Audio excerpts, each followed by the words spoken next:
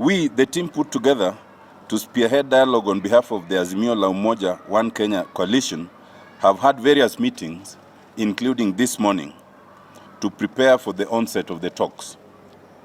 We individually and collectively thank our principals and colleagues in the coalition for the great honor bestowed upon us, and assure the coalition and our supporters and the general public that we will do our very best to ensure we achieve the set goals.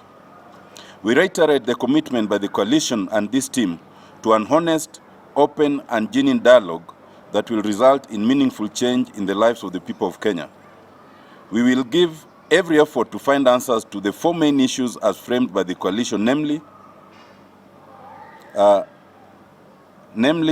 reduction in the cost of unga, electricity and fuel, forensic audit of the IBC servers, bipartisan reconstitution of the IBC, and respect for democracy and party discipline.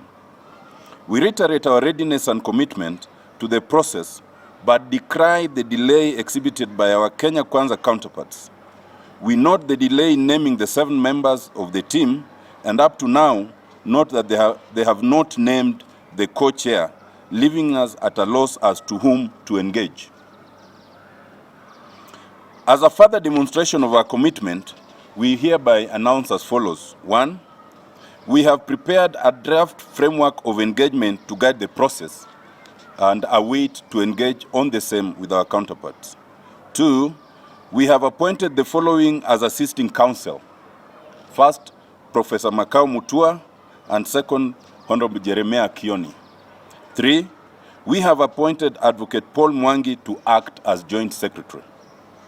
We note that our counterparts have named Honorable Adan Kainan as part of their team. Honorable Kainan is a member of Azimio.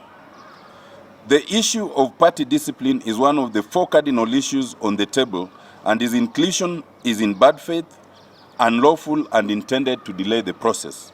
We therefore request our counterparts to reconsider and replace Honorable Kainan so that we can move with speed. This is an extra-parliamentary process initiated by the principles of Kenya Kwanza and Azimio la Umoja One Kenya Alliance. We urge our counterparts to accept the text and spirit of the Constitution of public participation, consultation and inclusivity in such processes. Signed by the team.